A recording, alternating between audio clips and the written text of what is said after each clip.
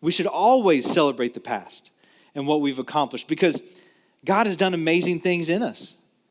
And God's done amazing things through us, but we can't let it define us anymore. We want God's future to be what defines us as we press on to lay hold of that perfection of which he first laid hold of us. Well, Paul comes along here in Philippians, and he's kind of saying the same thing. Let's just forget all that. It's a brand new match now. So this is what he says. No, dear brothers and sisters, I have not achieved it, but I focus on this one thing. Forgetting the past and looking forward to what lies ahead, I press on to reach the end of the race and receive the heavenly prize for which God, through Christ Jesus, is calling us. You see, there's a shift that happens when we can get to a point where we no longer let our past define who we are.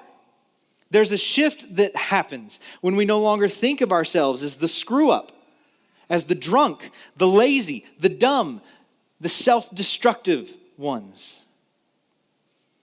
Instead, we press on to take hold of that for which Christ first took hold of you.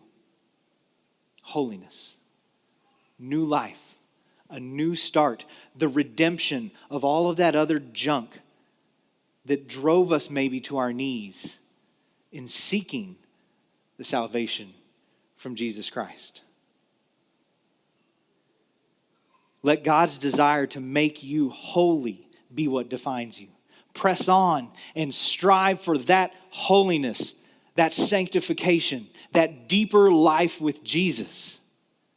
That should be the defining narrative of our lives. That we've not yet attained it, but we believe we will. And we will press on until God does that in us.